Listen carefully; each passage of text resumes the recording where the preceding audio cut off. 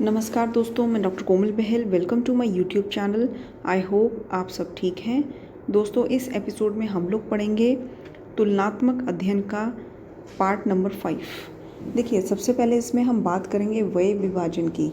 वय विभाजन जो आचार्य चरक हैं उन्होंने कैसे किया है। उन्होंने 0 से 30 वर्ष तक की आयु को बाल में कैटेगराइज किया है।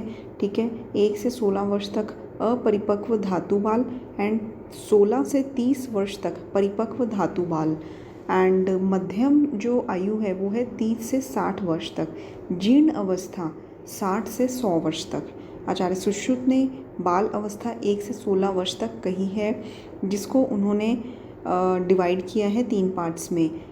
सबसे पहले है 1 वर्ष तक क्षीरप, 2 वर्ष तक क्षीर अन्नाद, 2 से 16 वर्ष तक अन्नाद। ठीक है, 1 वर्ष तक ओनली ऑन मिल्क। ठीक है, क्षीरप, दूध और अन्न 2 वर्ष तक, 1 से 2 वर्ष तक एंड 2 से 16 वर्ष तक अन्नाद जब वो फूड लेता है।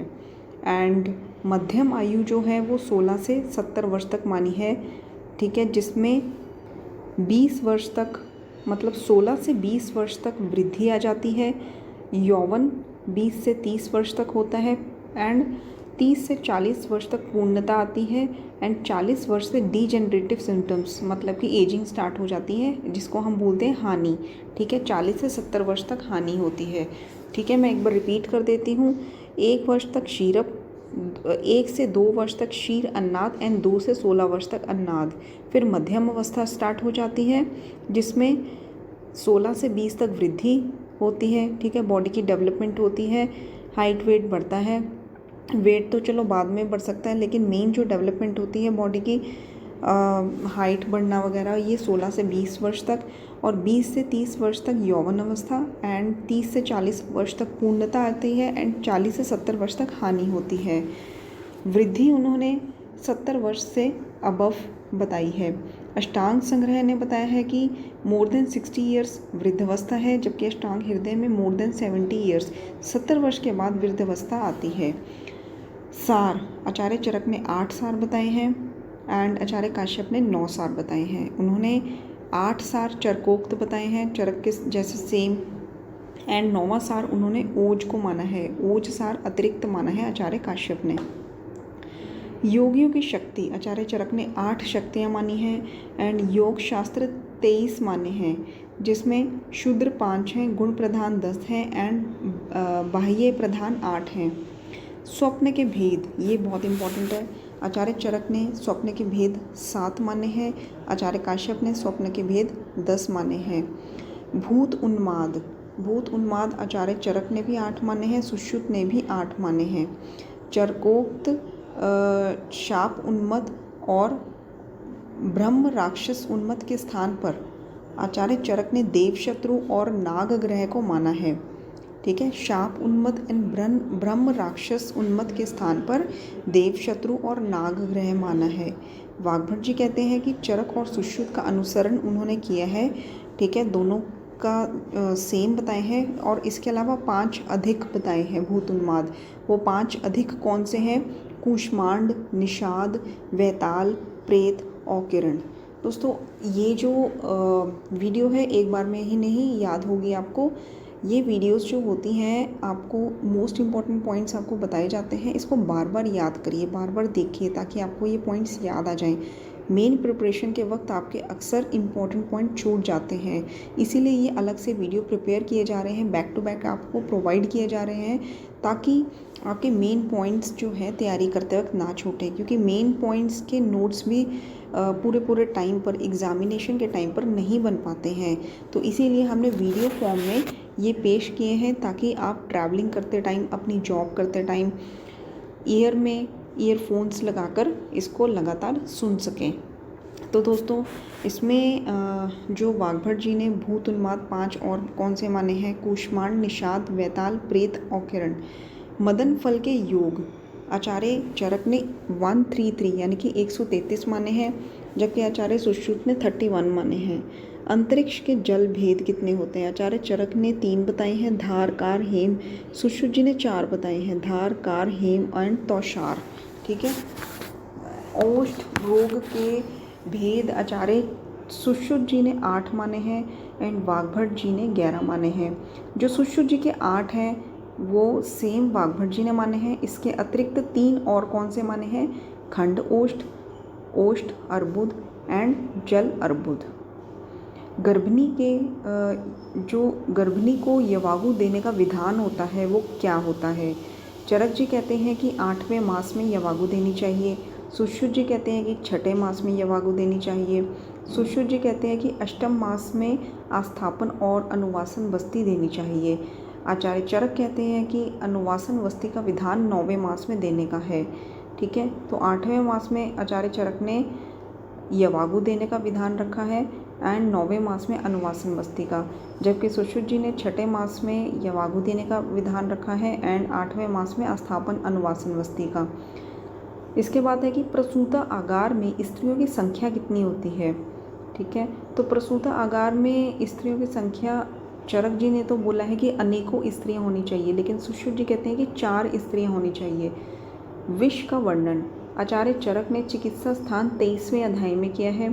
ये इंपॉर्टेंट पॉइंट्स हैं जो ये आपको याद रखने चाहिए। क्या पता तैयारी जो आप कर रहे हैं उसमें से क्वेश्चन आने के अलावा इसमें से भी कई क्वेश्चंस आपके निकल जाएं, क्योंकि ये बहुत इंपॉर्टेंट पॉइंट्स हैं। एक एक वीडियो में जितने पॉइंट्स बताए जाते हैं मान लीजिए उसमें से एक क्वेश्चन तो आएगा ही आएगा, क्योंकि बहुत इंपॉर्टेंट पॉइंट्स हैं, कई बार आ चुके हैं। तो विष का वर्णन आचार्य चरक जी ने चिकित्सा स्थान 23वें अध्याय में किया है। सुश्रुत जी ने कल्प स्थान में किया है और प्रकाश जी ने चिकित्सा स्थान में किया है। काश्यप जी ने सर्व विष प्रतिपादक अध्याय में किया है।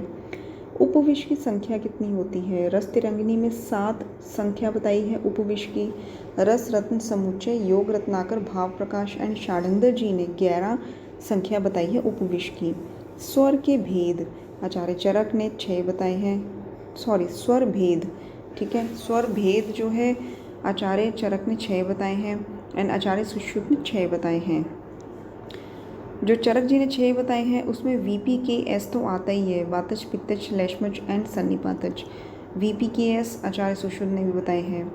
जो इसके अलावा 5वां है मेदुज, जो दोनों ने बताया है। एक जो है वो डिफरेंट है। 6ठा आचार्य चरक ने रक्तज बताया है, जबकि आचार्य सुश्रुत ने क्षयज बताया है। अरोचक, अरोचक मतलब कि भक्त उपघात, ठीक है। इसका जो सिनोनिम वर्ड है ये ज़रूर याद रखिए कि अरोचक को भक्त उपघात भी कहते हैं। तो आचार्य चरक ने अरोचक जो है वो 5 बताए हैं, VPKS एंड मानसिक, ठीक है।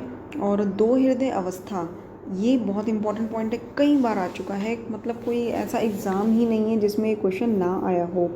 तो 2 हृदय अवस्था आचार्य चरक ने तृतीय मास में बताई है, सुश्रुत ने चतुर्थ मास में बताई है। वाग्भट जी ने 3 पक्ष से 5 मास तक बताई है। काश्यप जी ने तृतीय मास में बताई है। गर्भनाल छेदन, वेरी इंपॉर्टेंट पॉइंट, देखिए इसका नामक शास्त्र से, अर्धधार नामक शास्त्र से इसको लिया जाता है, ठीक है। तो मेनली आपने क्या याद रखना है कि जो गर्भनाल छेदन है वो चरक एंड सुश्रुत ने 8 अंगुल पर करने के लिए कहा है, जबकि वाग्भट जी 4 अंगुल पर कहते हैं। अन्नप्राशन काल, वाग्भट जी कहते हैं 6ठम मास में 6 महीने पर। यूजुअली हम 6 मंथ्स का जब बेबी हो जाता है तो उसको अन्न देना स्टार्ट कर ही देते हैं, जबकि काश्यप जी ने 10वें मास में बताया है। कर्णवेधन काल, कर्णवेधन काल सुश्रुत जी कहते हैं कि 6ठे-7वें मास में शुक्ल पक्ष में करना चाहिए, जबकि वाग्भट जी कहते हैं कि 6ठे-7वें और 8वें मास में शिशिर आगम पर करना चाहिए, ठीक है। और इसके बाद नेक्स्ट आ जाता है कि नाभिनाल कर्तन जन्य व्याधियाँ क्या होती है। देखिए नाभिनाल जब कर्तन करते हैं, उसको काटते हैं, तब अगर वहाँ पे सेप्सिस हो जाता है, प्रॉपर हाइजीन या सैनिटाइजेशन लेकर नहीं करी गई या फिर जितना बताया है उतने अंगुल पर नहीं करी गई तो कई व्याधियाँ हो सकती हैं। तो ऐसी व्याधियाँ आचार्य चरक ने 4 बताई हैं, आचार्य वाग्भट जी ने 2 बताई हैं। 4 कौन सी हैं? उत्तुंडिका, पिंडलिका, विनामिका, वृजंबिका, जबकि वाग्भट जी ने विनामिका एंड वृजंबिका बताए हैं। तो एक्स्ट्रा 2 कौन से बताए हैं चरक जी ने? उत्तुंडिका एंड पिंडलिका। दंत उत्भेद काल, काश्यप जी कहते हैं दंत उत्भेद काल जो है 4 से 8 मास होता है, ठीक है, जब दांत की उत्पत्ति होती है। वाघभट जी कहते हैं कि ये 8 मास होना चाहिए। वमन विरेचन व्यापक कितने बताए हैं?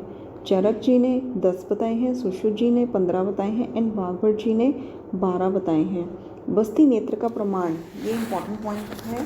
देखिए, वस्ती नेत्र का जो प्रमाण होता है वो आयु के अकॉर्डिंग होता है, ठीक है। तो जो चरक जी कहते हैं इसमें आयु अगर 6 वर्ष की है तो 6 अंगुल होना चाहिए।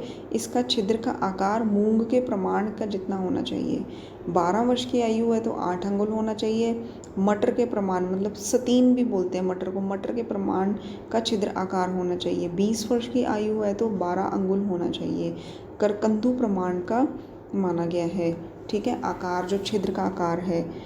6 वर्ष में 6 अंगुल, 12 वर्ष में 8 अंगुल एंड 20 वर्ष में 12 अंगुल, ठीक है।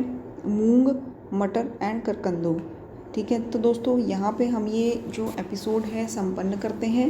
एंड अगर आपको चरक के वॉल्यूम 1 पर, जिसमें हमने 5 स्थान कवर किए हैं, सूत्र स्थान, निदान, विमान, शरीर स्थान एंड इंद्रिय स्थान, उसमें आपको MCQ PDF चाहिए जिसमें हमने चैप्टर वाइज MCQs बनाए हैं, एक एक चैप्टर में से मैक्सिमम मोस्ट इम्पॉर्टेंट क्वेश्चंस को सेपरेट करके। तो अगर आपको वो MCQ PDF बुकलेट चाहिए तो 200 रुपये में हम लोग वो बुकलेट दे रहे हैं। आप कमेंट बॉक्स में कमेंट करिए या फिर हमारे व्हाट्सएप नंबर पर आप मैसेज करिए, आपको वो PDF मिल जाएगा। धन्यवाद।